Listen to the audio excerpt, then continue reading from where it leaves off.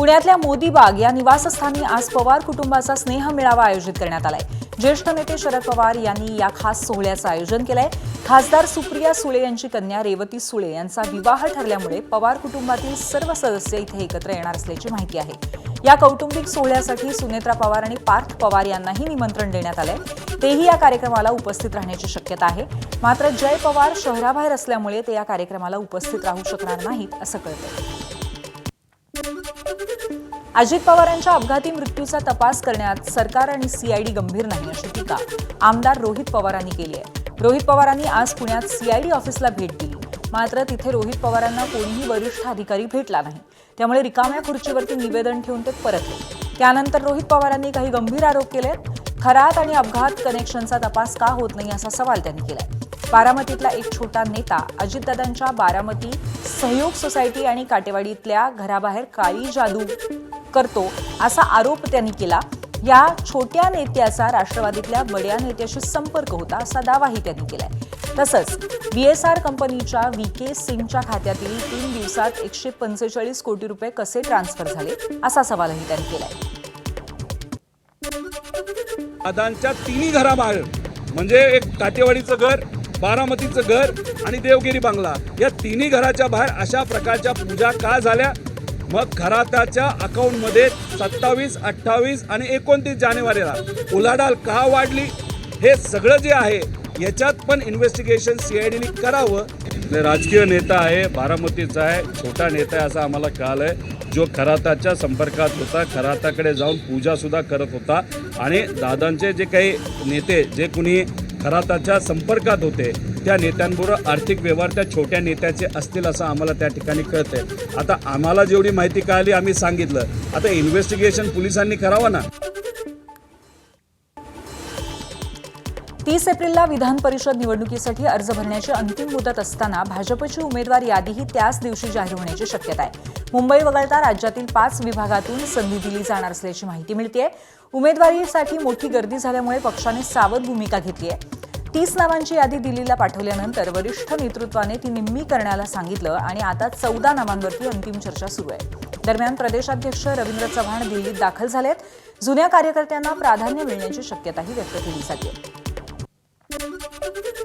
अहिल्यानगरमधील कोपरगावच्या माजी आमदार स्नेहलता कोल्हे यांचे सुपुत्र विवेक कोल्हेंनी काल रात्री उशिरा मुख्यमंत्री देवेंद्र फडणवीसांची भेट घेतली। वाढदिवसानिमित्त ही भेट झाल्याचं सांगितलं जात असलं तरी विधान परिषद निवडणुकीच्या पार्श्वभूमीवर सध्या कोल्हेंच्या नावाची चर्चा आहे। 2 दिवसांपूर्वीच चंद्रशेखर बावनकुळे या संदर्भात काही संकेत त्यांनी दिले होते, त्यामुळे या भेटीला राजकीय महत्त्व प्राप्त झाले।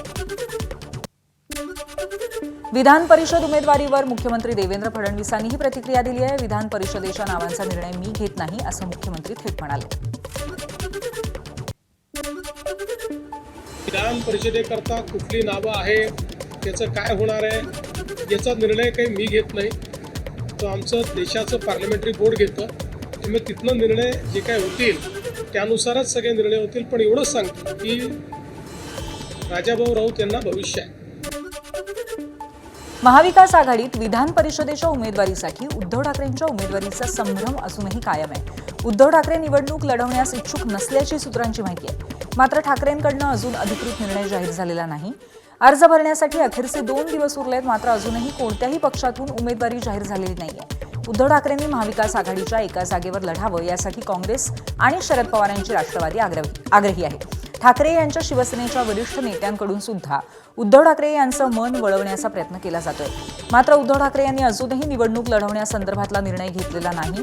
त्यामुळे महाविकास आघाडीमध्ये ठाकरेंच्या शिवसेनेकडनं जर उद्धव ठाकरे निवडणूक लढवण्यास इच्छुक नसतील तर मग कोणता पर्याय समोर आणला जाईल की महाविकास आघाडीतील वरिष्ठ नेते उद्धव ठाकरेंचं मन वळवण्यात यशस्वी होतील आणि उद्धव ठाकरेंनी निवडणूक लढवण्यासाठीचा आग्रह शेवटच्या दिवसापर्यंत कायम ठेवला जाईल हे पाहावं लागेल।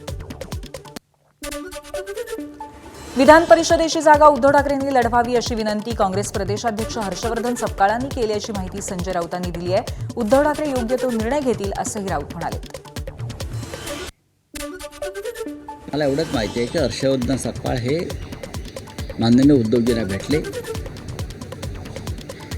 आणि त्यांनी उद्धवजींना विनंती केली आहे की आपण ही जागा स्वतः लढावी आणि विधिमंडळात जावं। त्याच्या मागे भूमिका अशी होती की महाविकास आघाडीचं नेतृत्व विधिमंडळात एका सक्षम महत्त्वाच्या नेतृत्वाकडे असणं गरजेचं आहे आणि त्यानुसार तुम्ही जर आला तर आपल्या सगळ्या आमदारांना एक नेतृत्व मिळेल ही त्यांनी भूमिका उद्धवजींकडे मांडली.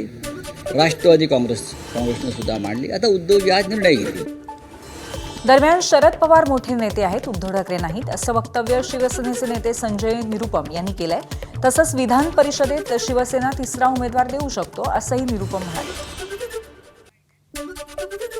शरद पवार साहेब आणि उद्धव ठाकरे साहेब दोघेमध्ये खूप फरक आहे.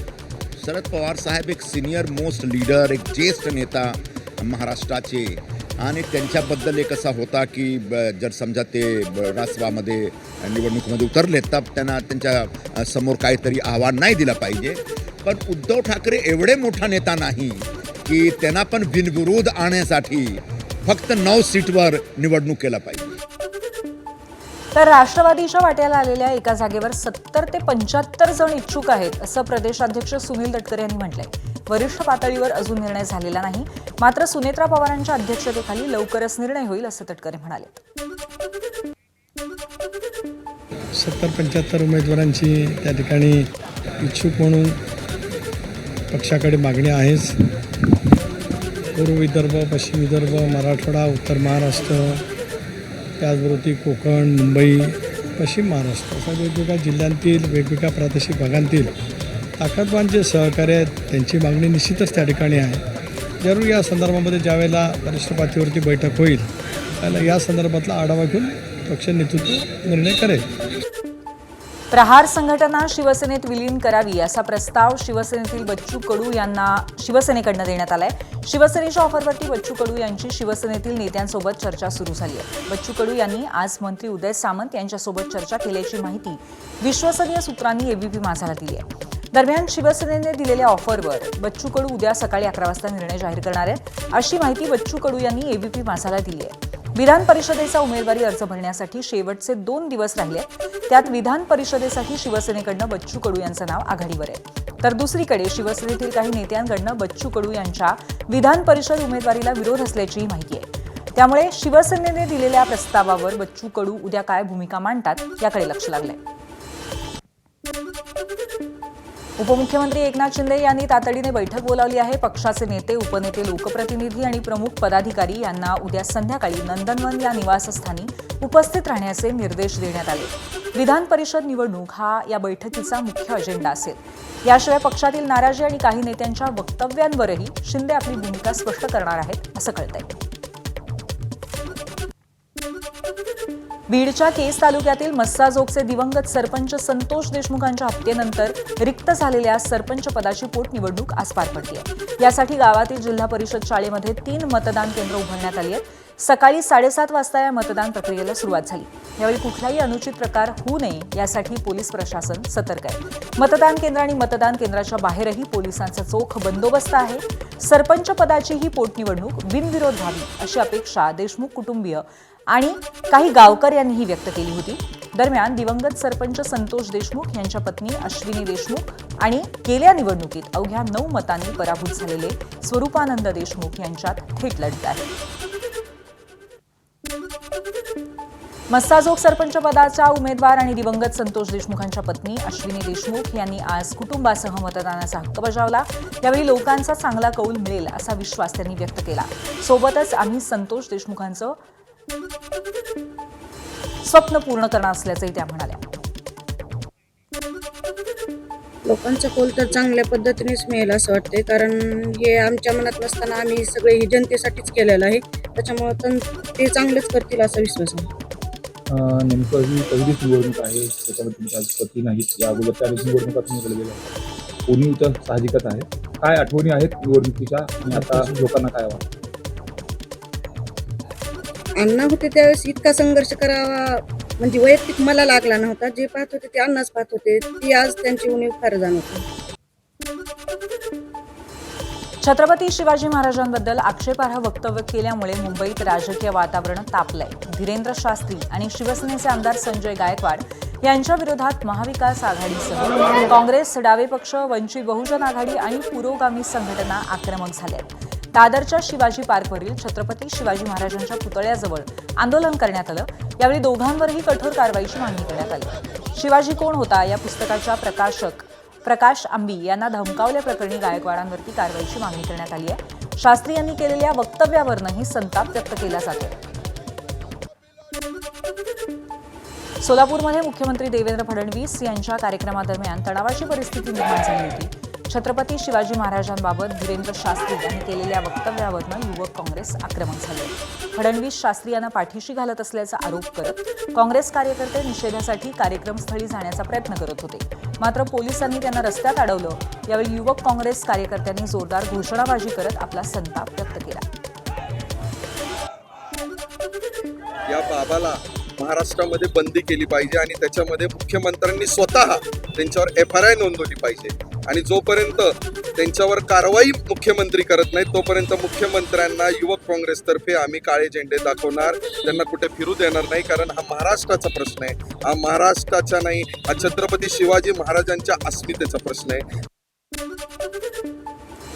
राज्यात मराठी सक्तीसाठी अप्रत्यक्षपणे मुदतवाढ करण्यात आलेली आहे. राज्यात 1 मे पासून 15 ऑगस्टपर्यंत मराठी शिकण्याची मोहीम राबवली जाणार आहे. मात्र मराठीच्या मुद्द्यावरून परवाना रद्द होणार नसल्याचं स्पष्टीकरण मंत्री प्रताप सरनाईक यांनी दिलंय. तर बेकायदेशीररित्या प्रवाशांना त्रास देणं आणि ज्या 20 नियमावली आहेत त्यांचं उल्लंघन केल्यास परवाना रद्द होणार असल्याचंही सरनाईक म्हणाले.